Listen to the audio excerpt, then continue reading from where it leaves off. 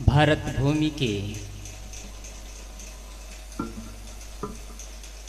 छत्तीसगढ़ प्रदेश धमतरी जिला के आपके ग्राम सलोनी में 2 दिवसीय सत्संग समारोह का आज दूसरा दिन का प्रथम सत्र। विराजमान मंच पर अर्चनी वंदनी संत समाज, धर्म प्रेमी सज्जनों, श्रद्धा मूर्ति माताओं, प्यारे बच्चों, आज मैं थोड़ी चर्चा करने का प्रयास करूंगा व्यवहार पक्ष पर।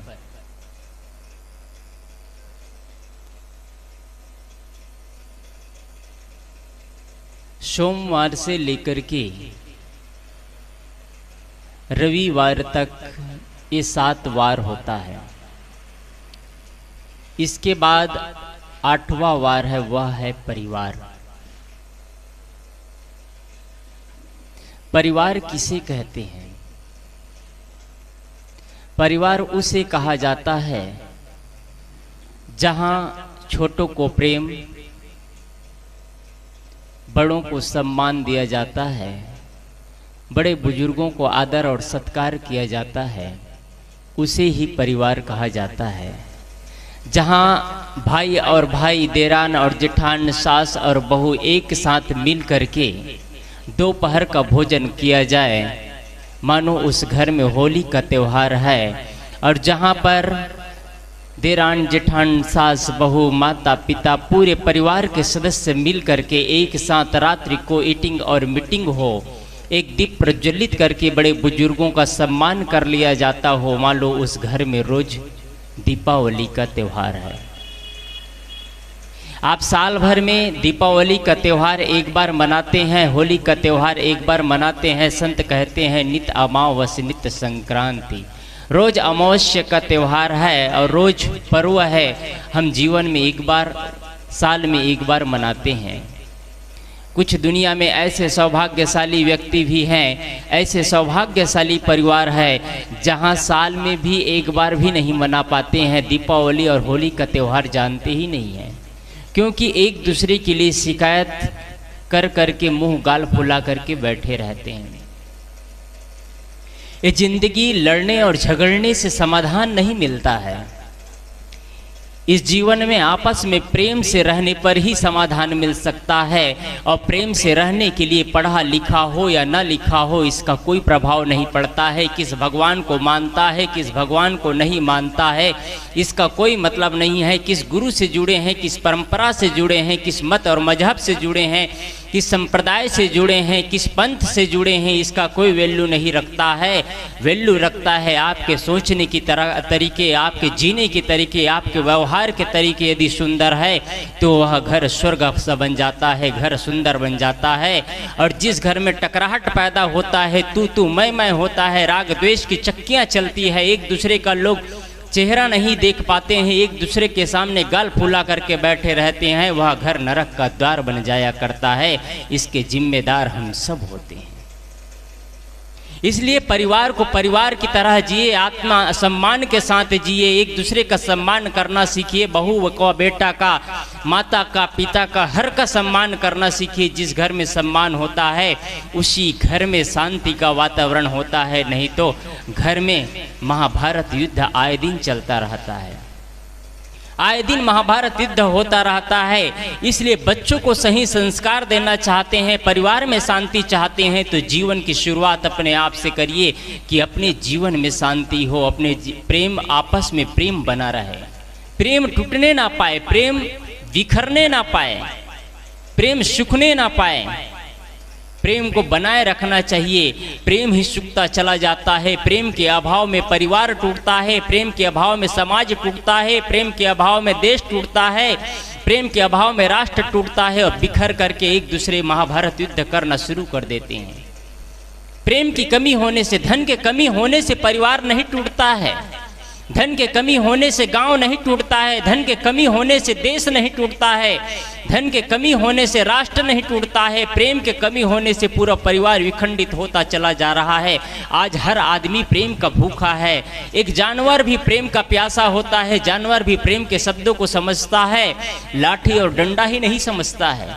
जब एक सर्कस दिखाने वाला सर्कस दिखाता है, प्रेम के परिभाषा से बोलता है बेटा तुम बैठ जाओ, वो प्रेम का परिभाषा समझता है शेर है, लेकिन एक आदमी सोया है उसके ऊपर बैठ जाता है शेर, उन पर अपना हथियार नहीं डालता, उन पर हमला नहीं करता है, क्योंकि प्रेम के परिभाषा समझता है कि मालिक मुझे समझा रहा है, उनके इशारे पर नाचता है। जब मदारी खेल दिखाता है तो चूहे और बिल्ली एक साथ लड़ते हैं, कटिबद्ध हो जाते हैं, खूना खून हो जाते हैं, लेकिन मदारी कहते हैं बेटा बस करो, अपने अपने जगह का बैठ जाओ। वो जा करके बैठ जाता है, प्रेम की परिभाषा सीखता है।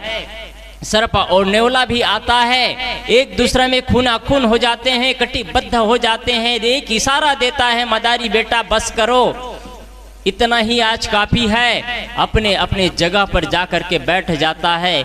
लेकिन काश ऐसे ही प्रेम का परिभाषा आदमी आदमी को सिखा देता। आज आदमी ही आदमी का खून का प्यासा बना हुआ है, आज आदमी ही आदमी को मारकर घर भर रहा है, आदमी आदमी ही आदमी से डर रहा है। आज आदमी से जितना भयभीत है आदमी, उतना अन्य जानवरों से भयभीत नहीं है। शेर से आदमी भयभीत नहीं है, सर्प से आदमी भयभीत नहीं है, खूंखार जानवरों से आदमी भयभीत नहीं है। जितना भयभीत आदमी आज आदमी से भयभीत है, उतना और कोई जानवरों से भयभीत नहीं है। आज आदमी ही आदमी का महत्व तो नहीं समझ पा रहा है, आदमी ही आदमी को डसने के लिए तैयार बैठा हुआ है, और अपने ही परिवार के लोगों में ज़्यादा विखंडना होती है, अपने ही परिवार के लोगों में ज़्यादा टकराहट पैदा होती है, बाहर नहीं होती है। हम अपने ही परिवार के साथ छल और कपट भरे जिंदगी जीते हैं, जीवन स्वर्ग नहीं बन पाता है। मॉनिटर क्यों बंद? मॉनिटर बंद, आप देखिएगा चालू हो गया। आपस में प्रेम बहुत जरूरी है, और इसी प्रेम की परिभाषा में बच्चों को सही दिशा में ले जाया जा सकता है। लड़ करके, झगड़ करके, डांट करके, फटकार करके आप परिवार को नहीं सुलझा सकते हैं, जीवन को सही दिशा में नहीं ले जा सकते हैं। प्रेम से ही आप परिवार और समाज को सही दिशा में ले जा सकते हैं, अपने बच्चों को सही संस्कार दे सकते हैं। यदि प्रेम का परिभाषा नहीं है तो आप ना खुद को समझ पाएंगे, ना औरों को समझ पाएंगे। आपके घर में बच्चे होते हैं, उनको प्रेम के परिभाषा सिखाइए, लेकिन प्रेम तो प्रेम होता है, प्रेम में मोह नहीं होता है। प्रेम और मोह अलग चीज है, इसको भी समझिएगा। प्रेम अनासक्ति की दशा होती है, मोह आसक्ति की दशा होती है। प्रेम निस्वार्थ होता है, मोह स्वार्थ होता है। प्रेम में किसी के लिए लगाव नहीं होता है, प्रेम सबके लिए बराबर होता है। मोह एक किसी व्यक्ति विशेष के लिए होता है। इसलिए प्रेम करना सीखिए, हर व्यक्ति से प्रेम करना सीखिए। प्रेम गली अति सांकरी जामे दो न समाए, सदगुरु कबीर की वाणी है। प्रेम के गली इतनी सांकरी है जिसमें अहंकार और प्रेम नहीं हो सकता है। प्रेम होगा तो सिर्फ निस्वार्थ प्रेम होगा। जैसे आपके घरों में कई सालों से एक कोठरी में अंधेला हो, उस अंधेला को आप प्रकाश करना चाहे और अंधेला भी रखना चाहे तो ये संभव हो सकता है क्या? वैसे ही संभव नहीं है। जैसे ही आप प्रकाश प्रज्वलित करते हैं, हजारों साल से वहां अंधेरा छाया हुआ है, एक दीप प्रज्वलित करते हैं, प्रकाशमय बन जाता है, अंधेरा गायब हो जाता है। वैसे ही आपके जीवन में यदि प्रेम है तो अहंकार नहीं होगा, और अहंकार है तो प्रेम नहीं होगा। इसलिए प्रेम को स्थान देना सीखिए, मोह मत करिए। आज लोग प्रेम के चक्कर में मोह करना शुरू कर देते हैं। आए दिन शिकायतें आती है, हर घर में, परिवार में, समाज में आजाबू हवा बढ़ती चली जा रही है कि लोग एक दूसरे के चक्कर में फंस करके अपने जीवन तबाह करने लग गए हैं। माता पिता अपने बच्चों का ख्याल नहीं रख पाते हैं, प्रेम के चक्कर में मोह करना शुरू कर देते हैं। बच्चे किधर जा रहे हैं, किनके साथ जा रहे हैं, किनके साथ उठ बैठ रहे हैं, इसका ध्यान नहीं रखते हैं और अपने लाड़ प्यार में बच्चे को बिगाड़ डालते हैं। एक जगह की बात याद आई तो मैं आपको बता दे रहा हूं। प्यार के चक्कर में, प्रेम के चक्कर में बच्चे अपने बच्चे को इतना बिगाड़ लेते हैं माँ बाप कि वो बच्चे गलत दिशा की ओर आगे बढ़ना शुरू कर देते हैं। बच्चे रात्रि में घूम के आती हैं, लड़कियां लड़के बारात में घूम करके आते हैं, 8 बज जाता है, 9 बज जाता है, 10 बज जाता है, माँ बाप उसका ध्यान नहीं रखते हैं। रात्रि में 9 बजे 10 बजे बच्चियां घर से घूम करके आ रही है, सुबह उठ रही है, 8 बजे 9 बजे सो करके उठ रही है। एक दिन उनकी माँ बोलती है, देखो जी बेटी का उम्र बढ़ता चला जा रहा है और ये बेटी 8 बजे सो करके उठ रही है, कल के दिन में इनकी शादियां होगी, विवाह होगी तो ये क्या इज्जत रखेगी हमारी, और अपने परिवार की मर्यादा तो मिट्टी पलीत कर देगी। वो लड़की की इच्छाएं होती थी, वो लड़की इतनी लाडली बन गई थी, अपने पापा की इतनी प्यारी बन गई थी। कोई चीज़ भगवान से कहे तो देर हो सकता था, लेकिन उनके शब्दों में आने से पहले उनके ख्वाहिशों को, उनकी इच्छाओं को, उनके सब कुछ को पूरा करते उनके पिताजी आते रहे। वो पिता बोलते थे कि कुछ ही मिनटों में उनके ख्वाहिश पूरा हो जाता था। पिताजी ये चाहिए, उनके पिताजी ला करके दे देते थे। पिताजी मोबाइल चाहिए, मोबाइल देते, गाड़ी चाहिए, गाड़ी देते, कपड़े चाहिए, कपड़े देते, कहीं आना है जाने है, सारी व्यवस्था करते। आपका लाड़ प्यार कहीं बच्चे का जीवन बर्बाद न कर दे। आप बच्चे को कैसे संस्कार दे रहे हैं आज जानिए आप। आज हर घर में शिकायतें आ रही है, लोग कहते हैं कि हमारे बच्चे हमारे कहा नहीं मानते हैं, हमारे बच्चे ठीक ठाक थे, लेकिन जैसे ही बच्चे की शादी हुई, बहू के चक्कर में हमारे बच्चे हमारे से दूर होते चले गए और बहू के चंगुल में आकर के फंस गए हैं 6 महीने में। आप विश्वास करिए, आपने 25 साल तक अपने बेटा को लाड़ प्यार से रखा था, आपने कैसा संस्कार दिया, कैसा प्यार दिया कि आपकी बहू आने के बाद 6 महीना में आपके बहू ने आपके बेटे को अपने अंकुश में कर लिया, आपका 25 साल का प्यार भूल गया। आपकी कमी रही कहीं न कहीं आपके प्यार में, कहीं न कहीं आपके व्यक्तित्व में कमी रहा है, कहीं न कहीं आपके जीवन शैली में कमी रहा है, जिसके वजह से आपके 25 साल के प्यार के ठुकरा करके आपके बेटे आपके बहू के इशारे पर चल रहा है। आप दोष देते हो बहू को, ये समाधान नहीं है। आप ऐसा प्यार दीजिए, आप ऐसा व्यक्तित्व का निर्माण करिए, अपने जीवन को ऐसे बनाइए, अपने व्यक्तित्व का निर्माण ऐसा हो, आपका बोलना गंभीर हो, आपका सोचना गंभीरता हो, आपका जीवन शैली इतना अच्छा हो कि आपके हर चीज अनुकरणीय होना चाहिए, हर चीज अनुकरणीय होना चाहिए। थोड़ा बेस खोलेंगे भाई, हेलो भाई, थोड़ा बेस खोलेंगे, बेस कर रहा है। आपका हर चीज अनुकरणीय होना चाहिए। बच्चे बड़े होते चले जा रहे हैं, 8 बजे 9 बजे उठ रहे हैं, रात्रि में 8 बजे 9 बजे आ रहे हैं। कुछ दिनों बाद उनके पिता सोचता है अब मेरी बिटिया शादी के योग्य हो गया है, अब शादी कर देना चाहिए, उसके लिए योग्य वर ढूंढता है।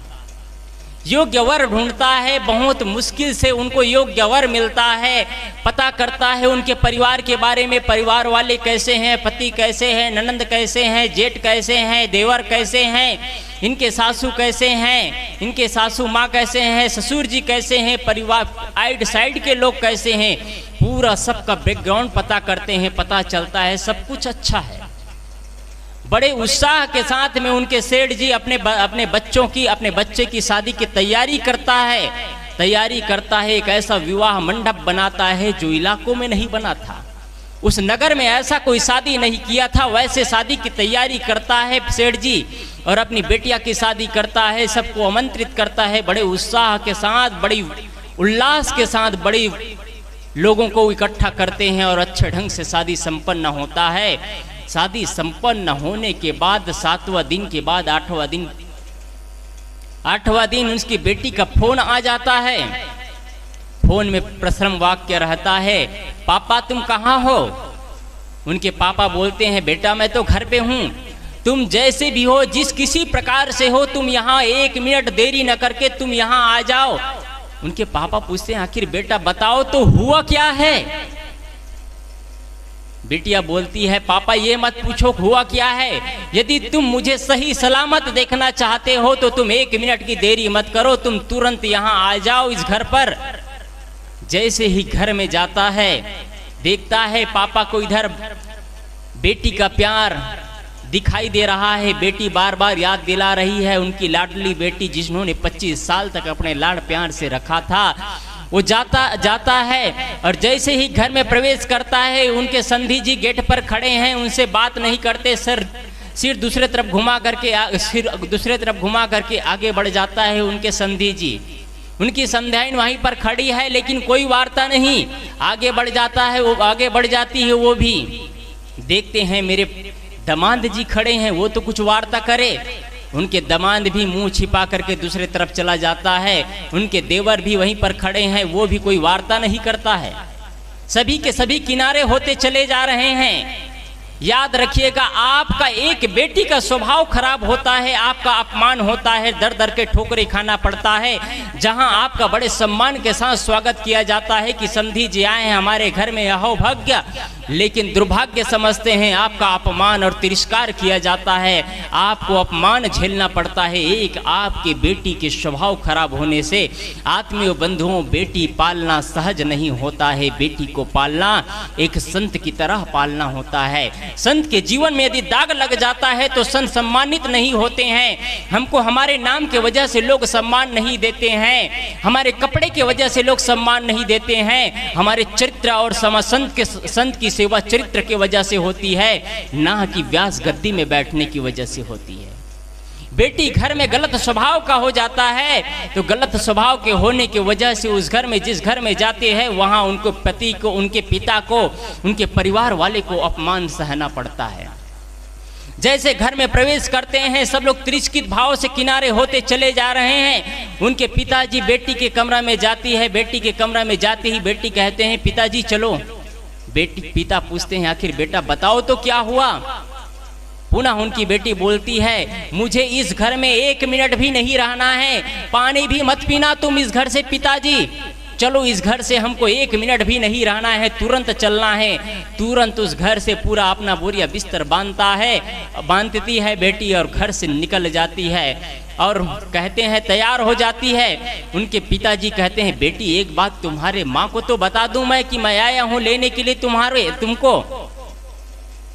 बेटी बोलती है उस डायन से क्या बताना, वो तो डायन है, उनसे क्या बात करना। उनके पिता बोलते हैं बेटी एक बार बता तो दूं। तब भी पिता जिद करके उनके सासू माँ के पास चले जाते हैं और सासू माँ को उनके बोलते हैं मैं आया हूँ अपने आपके यहाँ। उनके सासू माँ बोलती है देख रही हूँ मैं, मेरा आँख है, आँख से दिखाई देता है, चश्मा लगा हुआ है, आप आए हैं देख रही हूँ मैं। इतना में उनके पति, उनके सासू माँ बोलती है ठीक है आए हैं तो। इतने में उनके पिता बोलते हैं मैं अपने बेटी को लेने के लिए आया हूँ।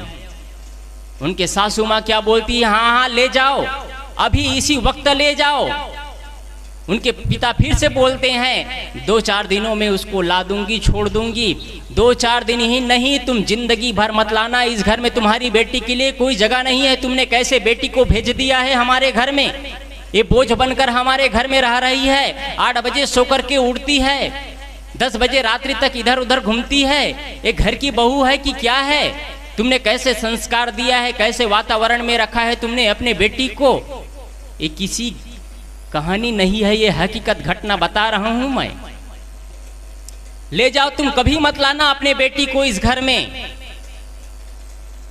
उनके पिताजी सारे उलझना सुना पड़ता है, सारे घर के लोग टेचरे देते हैं, सारे चीज सुनते हैं और उन अपने बेटी को घर से लेकर के जाते हैं। जाते जाते रास्ते में पूछते हैं बेटी ये तो बताओ ऐसा अवसर क्या हुआ, ऐसे परिस्थिति कैसे पैदा हुआ?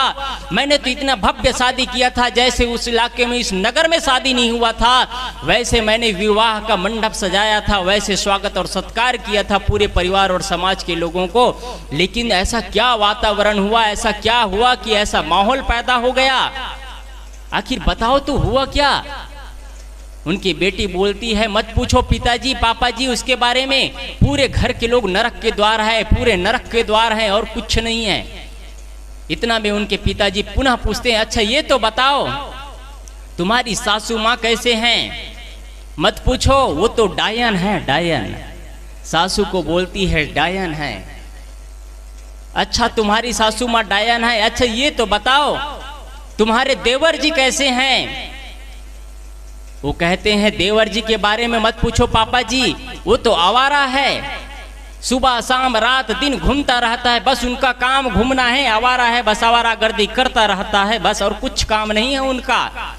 इतना में पूछते हैं अच्छा ये तो बताओ तुम्हारे जेठ जी कैसे हैं? कहते हैं जेठ जी तो महाघमंडी है, मूर्ख है, महाघमंडी है, वो किसी का सुनता ही नहीं, अपना ही चलाना चाहता है। इतना बात सुनने के बाद कहते हैं ये तो बता दो कि तुम्हारे ससुर जी कैसे हैं? वो तो साक्षात राक्षस है, राक्षस, उसके बारे में क्या पूछना। फिर पूछते हैं अच्छा ये तो बताओ तुम्हारे घर में एक ननंद रहती है, वो कैसे हैं? ननंद के बारे में क्या पूछना पापा जी, आज तक मैंने वैसे लड़की नहीं देखा है, महाचुगलखोर है ये, महाचुगलखोर। इतना पूछने के बाद कहते हैं अच्छा ये बताओ अंतिम में कि तुम्हारे घर में तुम्हारे पति देव कैसे हैं? बेटी बोलती है पापा वो तो साक्षात यमराज का रूप है, उनके बारे में पूछना ही क्या है, वो तो साक्षात यमराज का रूप है। अच्छा ये सारे के सारे लोग खराब हैं, ये बताओ तुम्हारे पड़ोसी कैसे हैं? कहते हैं मेरे पड़ोसी सब के सब LLB किए हुए हैं। LLB का मतलब समझ रहे हैं? लड़ाकू, लड़ने वाले, बकवाद करने वाले हैं सबके सब, जितने पड़ोसी हैं सब LLB किए हुए हैं। ये सारे बात सुनने के बाद उनके पिता को लगता है गड़बड़ी परिवार वालों में नहीं है, गड़बड़ी मेरी बेटियों में है, मैंने सही संस्कार नहीं दे पाया। आज मैं किसी बेटी के लिए नहीं कह रहा हूँ, बेटी ही घर को सजाती है, बेटी ही घर को बनाती है, बेटी ही घर को बिगाड़ती है। ये बात इसलिए कह रहा हूँ मैं, भाई भाई आपस में 25 साल तक रहते हैं, लेकिन भाई भाई आपस में कभी नहीं कहते हैं कि भाई अब हम लोग 25 साल हो गए हैं, अब बांटा हो जाना चाहिए, जमीन का हिस्सा हो जाना चाहिए, मकान का हिस्सा हो जाना चाहिए। कभी भाई भाई आपस में लड़ते और झगड़ते नहीं हैं। आत्मी बंधुओं बहनों आप लोग देखना कभी लड़ते नहीं हैं। जैसे ही विवाह होने के बाद में 1 साल 2 साल 3 साल होता है, घर टूट करके बिखर जाता है। इसके जिम्मेदार कौन होते हैं? आप जिम्मेदार होते हैं, आप होते हैं। ये मत कहना कि ये साहब तो हम ही लोगों को दोषारोपित कर रहे हैं। आप लोगों को सिखाने वाले तो यही पिता और यही माँ लोग हैं। आपको जो संस्कार दिए वही समाज में परोसते हैं। माँ बाप ही गलती का जिम्मेदार होते हैं। मैं कल भी कहा था, यदि आज हमारा समाज विस्फोट हो रहा है, आज हमारा समाज जहरीले शराब को पी रहा है, आज देवी देवता भगवती के चक्कर में यदि पड़ रहे हैं, तो माँ बाप ही जिम्मेदार है। माँ बाप सिखाते हैं कि भगवान की पूजा करो। इंसान की पूजा कब सिखाया है आपने? मूर्ति की पूजा कर सकते हैं, घंटों जा करके वहां मत्था टेक सकते हैं, माँ बाप की कभी पूजा नहीं कर सकते। हमारे वेद में 4 देवता माने गए हैं। ऋग वेद सबसे पुराना ग्रंथ है, और वेद हमारे भारतीय परंपरा में सबसे पुराना ग्रंथ है। उसमें पूरा देख लीजिएगा, 33 करोड़ देवी देवता का नामो निशान नहीं, उसमें सिर्फ 4 देवता है। मातृदेव, पितृदेव, आचार्य देव और अतिथि देव। क्या इस देवता का सम्मान है आपके घर में? शंकर भोले में पानी डाल लेंगे, पत्थर की मूर्तियों में जान छिड़कना चाहेंगे, और जिसमें जान है उसको बेजान करने में तब्दील कर देते हैं, अपने जीवन को उसी में लगा देते हैं। माता पिता बगल में खड़े हैं, उनको पानी नहीं पूछ सकते हैं, और भोलेनाथ में पानी चढ़ाना नहीं भूलेंगे। बगल में माँ बैठी है, ठंडी से ठिठुर रही है, कृष्ण भगवान को जाकर के चादर ओढ़ा रहे हैं। आपकी श्रद्धा है, मैं मना नहीं करता इससे। सदगुरु कबीर के विचारों में इसलिए चीज आता है। लोग कहते हैं कबीर साहब वाले, कबीर परंपरा मानने वाले सब चीज का खंडन ही कर देते हैं। मैं खंडन नहीं कर रहा हूं, मुझे कहना इसलिए पड़ रहा है, जो असली देवी देवता है उसको तिरस्कृत किया जा रहा है। आज पूरा समाज तिरस्कृत किया जा रहा है, माता पिता को तिरस्कृत किया जा रहा है, आचार्य को तिरस्कृत किया जा रहा है, अतिथि को तिरस्कृत किया जा रहा है, नकली देवता बना करके अपने घर में पूजा जा रहा है। क्या आपके जन्म देने में उसी माँ का हाथ है जिसकी आप पूजा करते हैं? क्या जन्म देने में उसी देवता का हाथ है जिसकी आप पूजा करते हैं? क्या पढ़ाने लिखाने में उसी देवता का हाथ है जिसकी आप पूजा करते हैं, अर्चना करते हैं? कौन से देवता ने आपको स्तनपान कराया है? कौन से देवता ने आपको योग्य बनाया है? कौन से देवता ने आपको इस योग्य बनाया कि आज ऑफिस में बैठ करके, दफ्तर में बैठ करके हुकूमत चलाते हैं? किस देवता का हाथ है? आप दिल में हाथ रख करके देखिएगा। ये नकली देवता से काम नहीं चलता है आत्मीय बंधुओं। जब कोरोना महामारी चल रही थी तो लाखों के लाशें निकलती थी, रोज रोज प्रत्येक गांव से लाशें निकल रही थी। उस समय बड़े बड़े तिरुपति बालाजी मंदिर जैसे बड़े बड़े मंदिर के दरवाजे गेट बंद कर दिए गए थे। कहाँ गए थे उस समय आपके सारे भगवान? जब हमारे महाकुंभ चल रहा है, कल मौनी अमावस्या का दिन था, ना जाने 30-40 लोग दब करके मर गए। कहाँ चले गए? भगवान की श्रद्धा से लोग स्नान करने गए थे, गंगा मैया को वहाँ प्रकट होना चाहिए था और लोगों को जान बचाना चाहिए था। कहाँ गए आपके देवता? ये देवता व्यापार, मैंने कल भी कहा था, ये ब्राह्मणों का पेट रोजी का धंधा है, व्यापार है। ये ब्राह्मणों ने अपने आर्थिक स्थिति को मजबूत करने के लिए व्यापार किया है। मैं ऐसी वैसी बात नहीं करता, जो कहता हूँ वो प्रमाणित बात कहता हूँ मैं, ये डुप्लीकेट बात नहीं होती है। आप महसूस करिएगा, यदि जो आदमी माता पिता की पूजा करता है, पूजा का मतलब ये नहीं है कि आप रोज थाली आरती लेकर के उसकी पूजा करें, इतना ही पूजा नहीं है। पूजा का मतलब होता है माता पिता के स्वास्थ्य में ध्यान देना, माता पिता के व्यवहार में ध्यान देना, माता पिता के जीवन शैली में उनके तकलीफें ना हो, उनके सुविधाओं पर ध्यान देना, ये सबसे बड़ी पूजा है। भगवान कृष्ण ने अर्जुन से कहा है, पार्थ पूजा, पूजा सिर्फ वो नहीं है जब हम किसी की आरती लेकर के, थाल लेकर के पूजा करें, उतना ही पूजा नहीं है। पार्थ असली पूजा तो वो है जब हम किसी के घटनाओं को देखते हैं और द्रवित हो उठते हैं, उसमें हम सहभागी बन जाते हैं। सबसे बड़ी पूजा ये होती है। क्या हम कर पाते हैं? क्या हमारे हमारे वेद में लिखा 4 देवता का सम्मान हो रहा है? अपमान किया जा रहा है, माँ बाप को तिरस्कृत किया जा रहा है।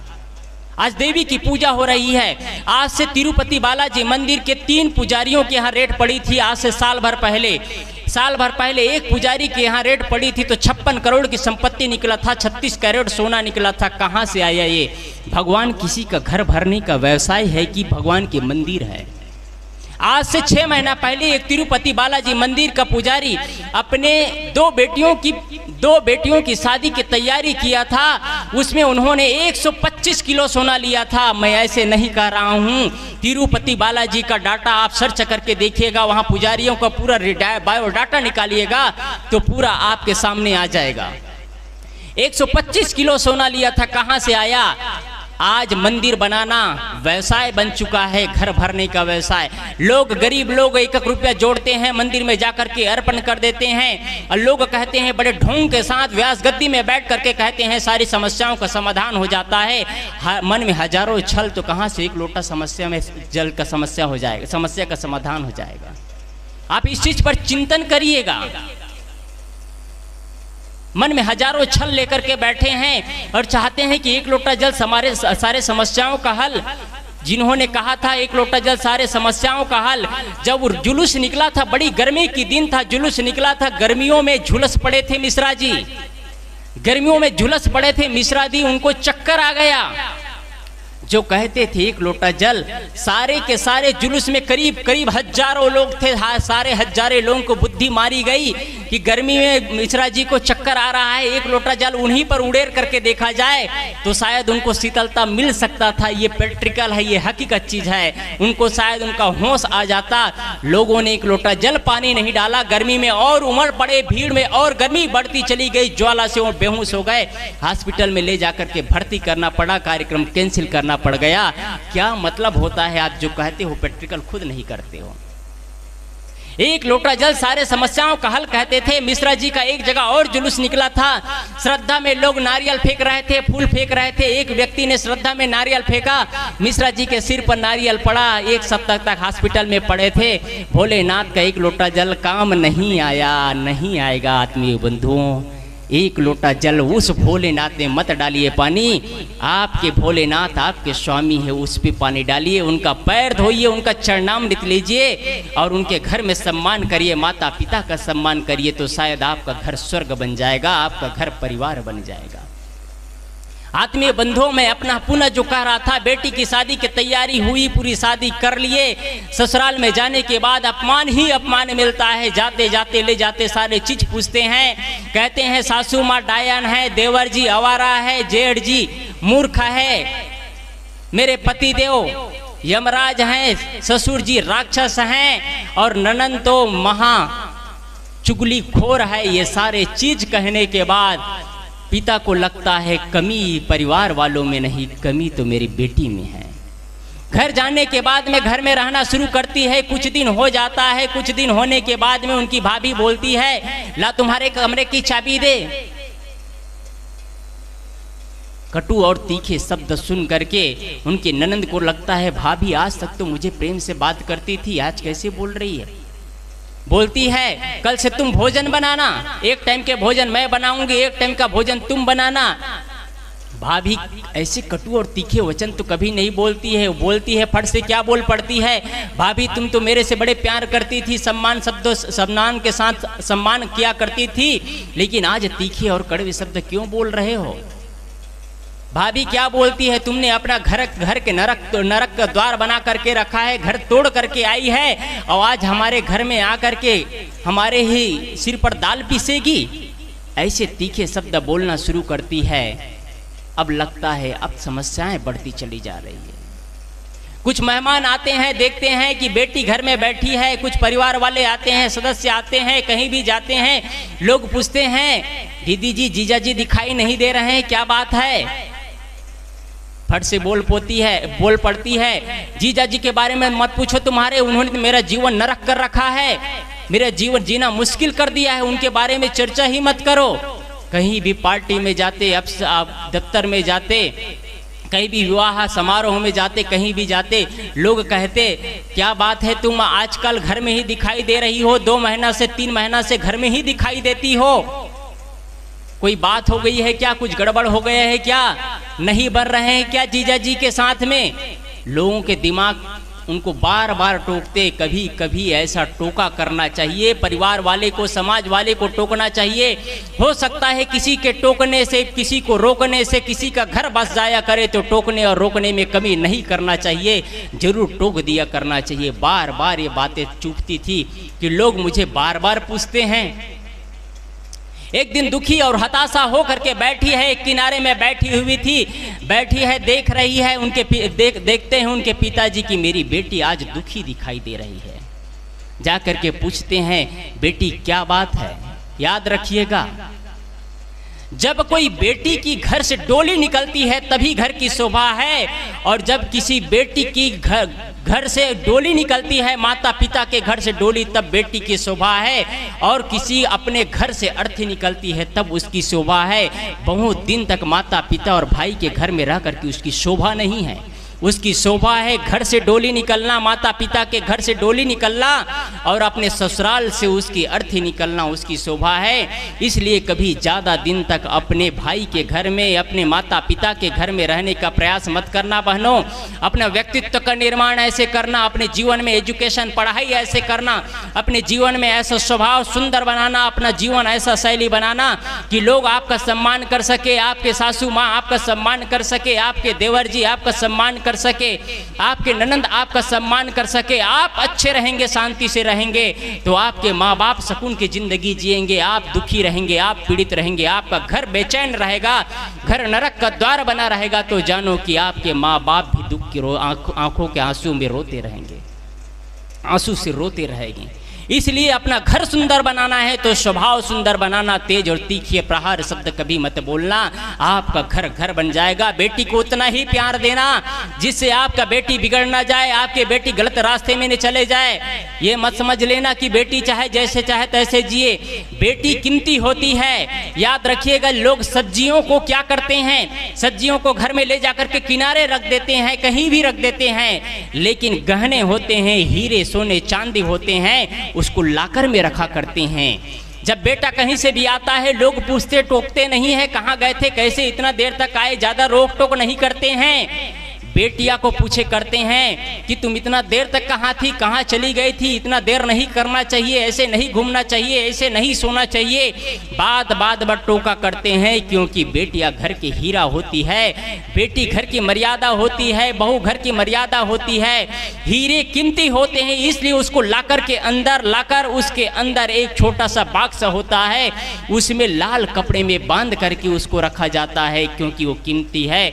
वैसे ही बेटियां घर की मर्यादा है, बेटियों को सजा और संवार करके रखना चाहिए। सजा और संवार करके मतलब आज का सजाना और संवारना क्या है आप जान रहे हैं? आज का सजाना और संवारना भद्रता कपड़े, गंदे गंदे कपड़े पहनना, अश्लील कपड़े पहनना आज का सजाना और संवारना है। मर्यादाएं रखना चाहिए। आज की भारतीय संस्कृति को विदेश के लोग अपना रहे हैं और हम भारतीय संस्कृति से दूर होते चले जा रहे हैं, अपनी ही मर्यादाओं को भूल रहे हैं, अपनी ही मर्यादाओं को उल्लंघन करके तोड़ करके चलते चले जा रहे हैं। जिन्होंने भी लक्ष्मण रेखा को तोड़ने का प्रयास किया है, उनकी दुर्गति जो हुआ है वही दुर्गति हर स्त्री को, हर व्यक्ति का होगा। स्त्री ही नहीं पुरुष का वही दुर्गति होगा। जो व्यक्ति अपने मर्यादाओं का उल्लंघन करता है, अपने समाज के मर्यादाओं को तोड़ता है, शराब भट्टी में जा करके खड़ा होता है, उनका इज्जत नहीं होता है। मैं आज यहाँ बैठा हूँ, मैं जा करके शराब भट्टी में खड़ा हो जाऊँ, लोग क्या मेरा सम्मान करेंगे? लोग गाली देंगे। साधु भी शराब भट्टी में खड़ा हो रहा है, साधु भी कहीं भी थूक देता है, साधु भी कहीं भी होटल में जाकर के भोजन ग्रहण कर लेता है। साधु की इज्जत नहीं रह जाएगा। आपकी मर्यादा है, आप मर्यादाओं में पल करके रहते हैं तो आपकी इज्जत है। मर्यादा का उल्लंघन करते हैं तो स्त्री हो या पुरुष हो, लड़की हो लड़के हो, किसी का मर्यादा इज्जत नहीं रह जाता है। मैं बात पर पुनः आऊं, वो लड़की घर में आती है, अपने मायके में आती है, मायके में आने के बाद में अपमान भरे शब्द सुनना शुरू हो जाता है। एक दिन उनके पिता देखता है कि पिता देख रहे हैं कि बेटी दुखी है, पूछते हैं बेटी मैं यहाँ पर एक हमारे नगर में एक बहुत बड़े महात्मा आए हैं, उनसे तुम्हारे बारे में मैंने चर्चा किया है। बेटी पूछते हैं क्या चर्चा किया पापा आपने? पापा बोलते हैं मैंने चर्चा किया, सारी चीज बताया, तो उन्होंने कहा है, महात्मा ने कहा है कि परिवार वाले 6 महीना में तुम्हारे अंकुश में हो जाएंगे, बेटी के अंकुश में हो जाएंगे। बस उनको एक काम करना होगा और सब तुम्हारे इशारे पर चलेंगे। बेटी की आंख खुल जाती है। कौन बेटी नहीं चाहती है कि मेरे इशारे पर मेरे ससुराल वाले मेरे इशारे पर नाचे? इतना में बोलते हैं मेरे ननद तो मेरे इशारे पर हो जाए समझ में आता है, लेकिन मेरे सास तो मेरे से ज्येष्ठ हैं, बड़े हैं, वो कैसे मेरे, वो तो तुम्हारे पीछे पीछे जाए, तुम्हारे पैर पड़ेगी। वो खुश हो जाती है सुन करके, तुम्हारे पति जी तुम्हारे पीछे पीछे जाएंगे। कौन नहीं चाहेगा ऐसा ससुराल हो? इतना में बेटी पूछती है अच्छा पापा आप महात्मा जी से क्या बात किए हैं, क्या बात हुई है ये तो बता दो। पापा जी कहते हैं महात्मा जी ने एक मंत्र दिया।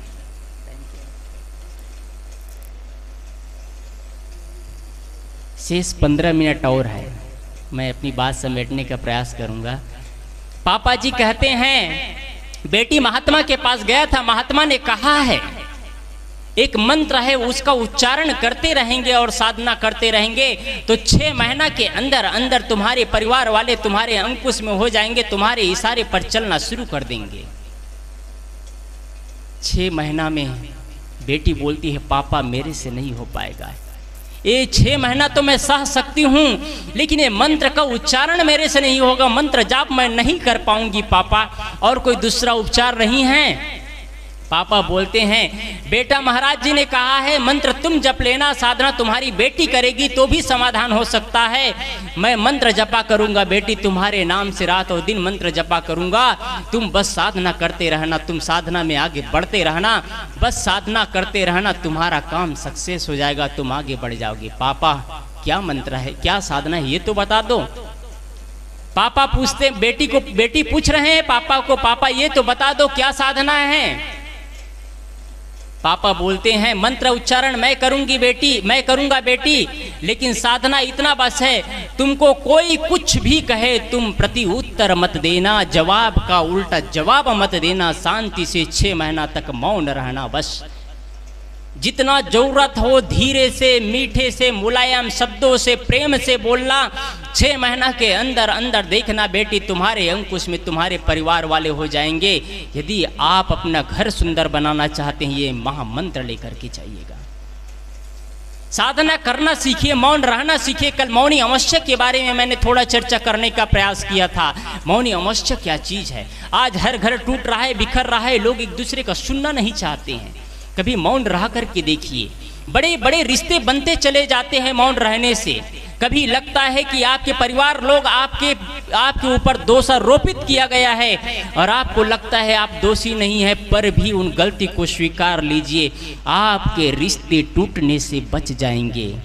कोई है हृदय, विशाल हृदय वाला, जिसकी गलती ना हो पर भी गलती को स्वीकार ले?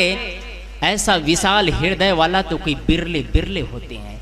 बाकी तो प्रत्युत्तर देने के लिए तैयार होते हैं, एक कहते हैं तो 100 गालियां देने के लिए तैयार हैं। कोई बिरला होता है जिसकी गलती नहीं होने पर उनको गलती रोपित किया गया, दोषारोपित किया गया, और वो गलती को प्रेम से स्वीकार करके मौन हो जाती है, चुप हो जाती है। किसी संत ने कहा है, सारे झूठे आरोपों का सर्वोत्तम उत्तर, महामंत्र है ये, ऐसी साधारण सी बात नहीं है। सारे झूठे आरोपों का सर्वोत्तम उत्तर मौन। आप पर किसी ने लांछन लगाया है, आप पर किसी ने दोषारोपित किया है, आपने किसी को आरोपित किया है, इसका उत्तर यही है कि आप प्रत्युत्तर मत दीजिए, मौन हो जाइए। इससे बड़ी साधना कुछ भी नहीं हो सकती है। बेटी सोचती है चलो कोई बात नहीं, अब मैं मौन ही रह जाऊंगी, कुछ बोलूंगी नहीं। 6 महीना की तो बात है, घर चले जाती है बेटी को छोड़ने के लिए। उनके पिताजी चले जाते हैं, जैसे ही घर में जाकर के देखते हैं, उनकी ननंद दौड़ करके जाकर के अपने माँ को बताती है, वो लड़वंतीन फिर से आ गई है माँ।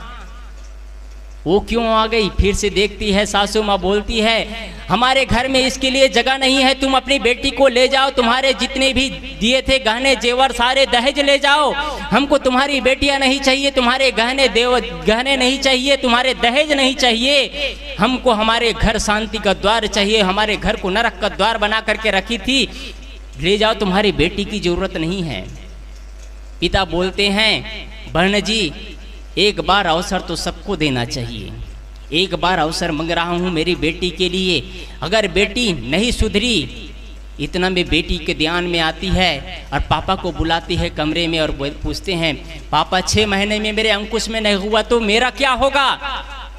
बेटी पूछ रहे हैं, पापा फिर बोलते हैं, बेटी तू सह करके तो देख, अगर नहीं सहती है, 6 महीने में तुम्हारे अंकुश में नहीं हुआ तो तेरा बाप का घर है, तू वहाँ राजमहल की तरह रहेगी, तेरे लिए एक मकान बना दूंगा मैं, तू इसकी चिंता क्यों कर रही है? तेरे बाप का घर तो है ना, 6 महीना की तो बात है। फिर आते हैं घर में, फिर सबके बीच में, उसके बाद कहते हैं, एक बार बहन जी अवसर तो दे दीजिए। उनके पतिदेव कहते हैं, ये नहीं थे तो हम लोग शांति से जी रहे थे, इसको ले जाइए आप। अपने दामाद से कहते हैं, दामाद जी एक बार अवसर दे करके तो देखिए। बेटी चुपचाप सुन रही है। उनके पिताजी छोड़ करके चले जाते हैं। छोड़ के चले जाने के बाद दूसरा दिन आगे से चल रही थी, वहां पर माँ बैठी थी। माँ बैठी उसका प्रणाम करती है सुबह सुबह उठ करके। जो बेटी 8 बजे उठती थी वो सुबह सुबह 6 बजे उठ करके प्रणाम कर रही है और नतमस्तक हो रही है। उनके बहू को, उनके सासू माँ को लगता है आज ये क्या हो गया, ये प्रणाम कर रही है, चुप हो जाती है। सुबह उठने के बाद अंधेरा था, थोड़ा से कांच का गिलास पड़ा हुआ था, आगे चल रही थी बहू, कांच का गिलास पैर में पड़ा, कांच का गिलास चूर चूर हो गया। ससुर जी फट से बोल पड़ता है, अभी तक हमारे घर में शांति का माहौल बना था, तुमने आकर के महाभारत फिर शुरू कर दिया, आकर के कांच के हमारे गिलास को तोड़ दिया, अभी तक कोई अनहोनी ही नहीं हुआ था।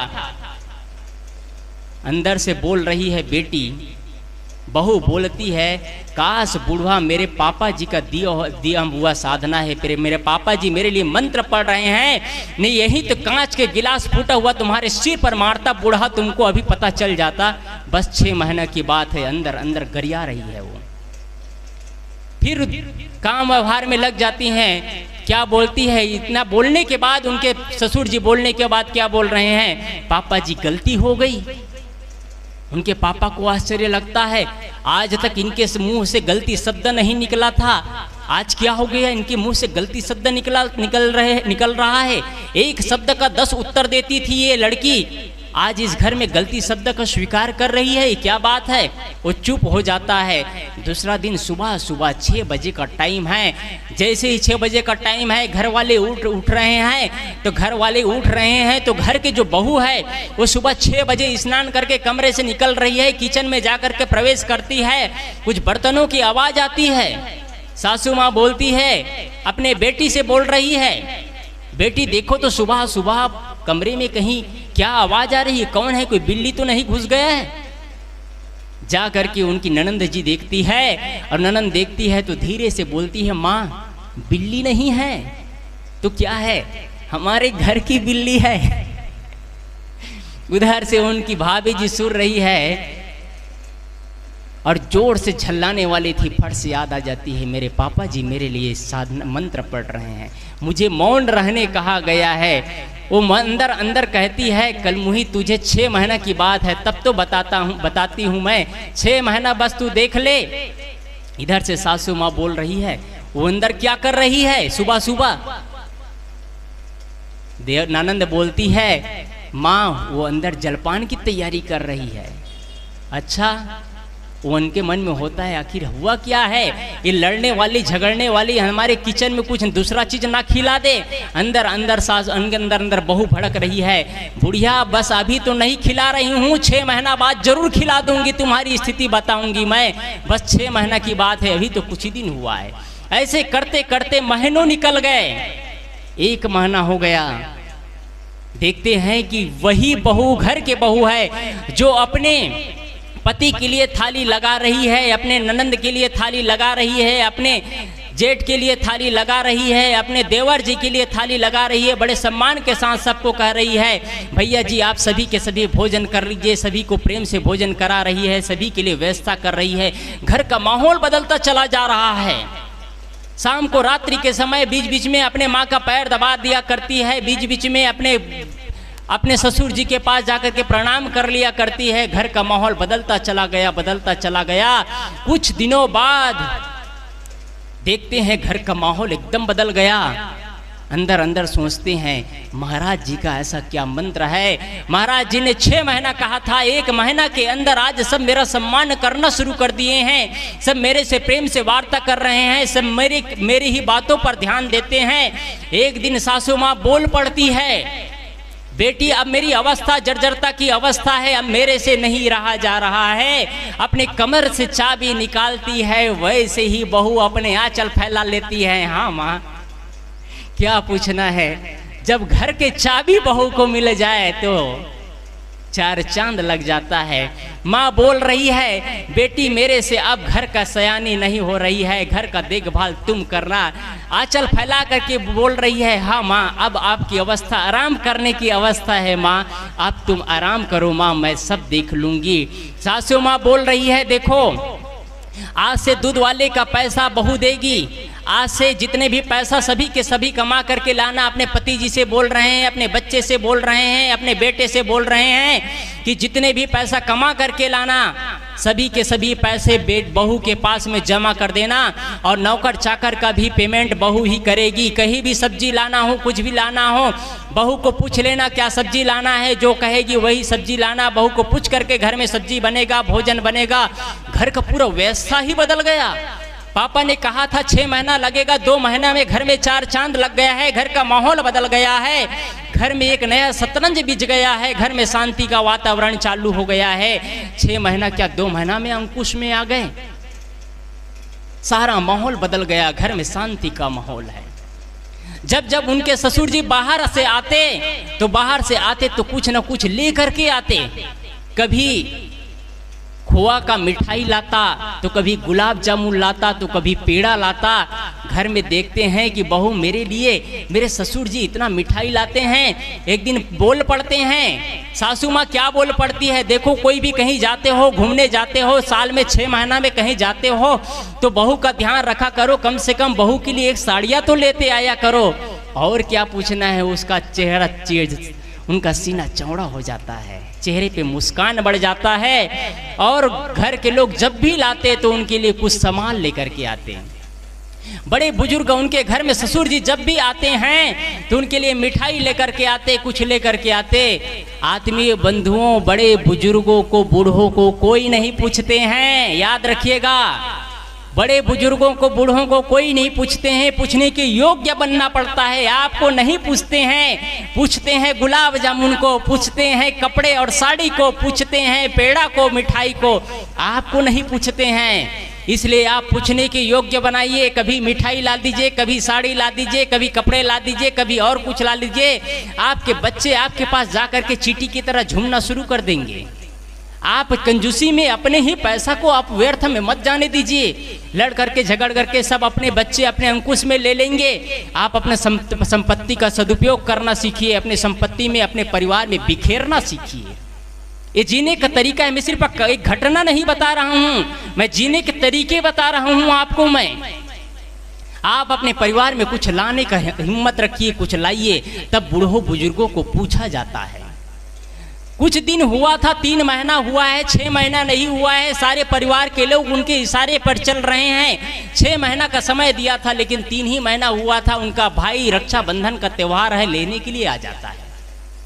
लेने के लिए आ जाता है। भाई पूछता है, दीदी रक्षाबंधन का त्योहार है, अब चलना है, पिताजी बुलाए हैं, रक्षाबंधन का त्योहार है, चलना है। बहन क्या बोलती है, जब उनके पिताजी आए थे तो बोलते हैं, मैं 1 मिनट यहाँ नहीं रुक सकती पापा जी, मुझे तुरंत ले चलो, उस डायन से मत पूछना। लेकिन अब क्या कह रही है, अब बोल रही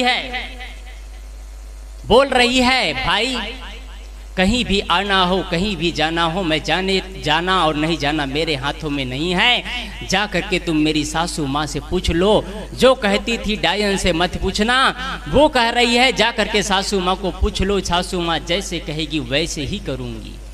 उनके भाई कहते हैं, क्या बात है बहन जी, दीदी आज क्या हो गया, तुम तो कल के दिन में डायन कह रहे थे। भाई ऐसा मत बोलो, मेरे ही घर में, मेरे ही घर के लोगों की निंदा मत करो, मेरे सब कुछ हैं वो।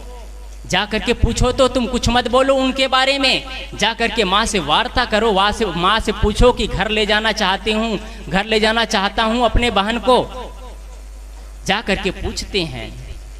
उनकी सासू माँ क्या बोलती है, देखो बेटा, जब वो रहते हैं तो घर अच्छा लगता है, और घर में बहू ना हो तो घर सूना लगता है। ले जाओ, ना ले जाओ ये तो नहीं बोलूंगी, ले जाओ, लेकिन रक्षाबंधन के दूसरे ही दिन तुम घर ला देना बेटा बहू को, क्योंकि उनके बिना घर सूना लगता है। इधर से ननंद देख रही है, ननंद के आंखों में आंसू बह रहा है। मित्र के तरह आपस में प्रेम से रहते थे दिन भर। इधर से उनके देवर जी देख रहे हैं, दिन भर भाभी भाभी करके उनके पीछे पीछे नाचते थे। भाभी जी जा रहे हैं, बेचारे देख रहे हैं अब भाभी नहीं है, जा रही है।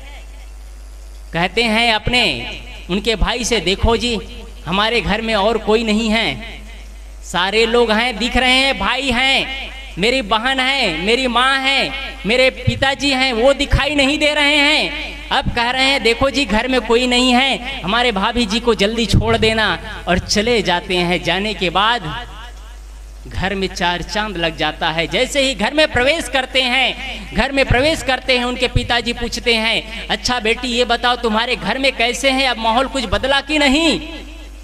पापा जी सब कुछ बदल गया, आपने 6 महीना का अवसर दिया था, सब कुछ बदल गया। अच्छा सब कुछ तो बदला, लेकिन ये तो बताओ तुम्हारे पति जी कैसे हैं, जो तुम्हारे लिए यमराज का रूप था वो कैसे हैं, पूरा विवरण देते हैं।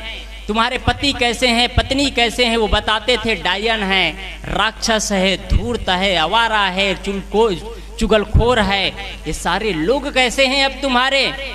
कहते हैं पापा जी आप मेरे परिवार के बारे में कुछ मत बोलो तो ही अच्छा है, उनके बिना मुझे चैन नहीं आता है। 6 महीना से तुम्हारी याद भी नहीं आया पापा जी।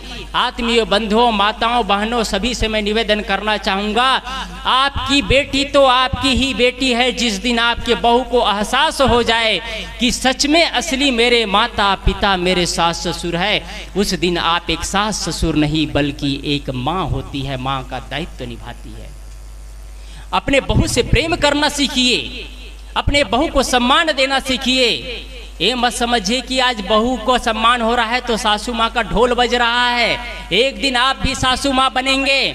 आपका कर्तव्य बनता है, यदि सासू माँ सीधी सादी है तो बहू का कर्तव्य बनता है कि सीता माँ सावित्री की तरह जीवन को जिए, अपना स्वभाव सुंदर रखे, आपकी वाणी में सुगर घुला हो, कटुतापन ना आने पाए, आपके जीवन में कटुतापन ना आने पाए। ये चीज को याद रखिएगा आप। उनके पिताजी पूछ रहे हैं तुम्हारे घर वाले कैसे हैं, सारा विवरण देते हैं। उनके बारे में मत पूछो, सब लोग अच्छे हैं। अच्छा ये तो बताओ, अब तुम्हारे पड़ोसी थे जो LLB किए हुए थे, वो लोग कैसे हैं? कहते हैं पापा जी उनके बारे में पूछो मत, पूरे दुनिया में आप ढूंढ लोगे ऐसे पड़ोसी नहीं मिलने वाले हैं, इतने अच्छे हैं पड़ोसी लोग।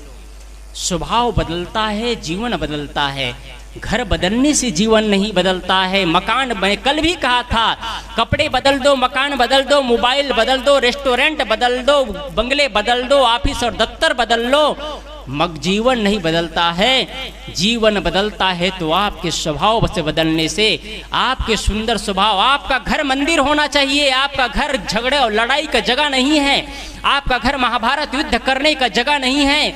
आपका घर मंदिर होना चाहिए और घर में रहे सभी सदस्य देवी देवता होना चाहिए। घर में रहने वाले सदस्य देवी देवता नजर नहीं आते हैं, बाहर देवी देवता का नजर घूम रहे हैं, नजर घुमा रहे हैं।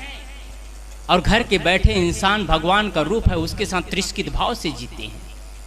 कहीं भी ढूंढ लो इस दुनिया में, यदि आपको माता पिता में, घर के सदस्यों में देवी देवता नजर नहीं आ रहा है, पूरे ब्रह्मांड में ढूंढ लो, आपको कहीं देवी देवता नहीं मिल सकता है।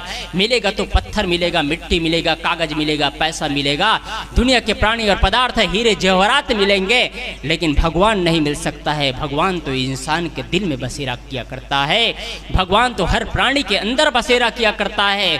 भगवान मट्टी और पत्थर में नहीं बसता है। आत्मीय बंधुओं, याद रखिएगा।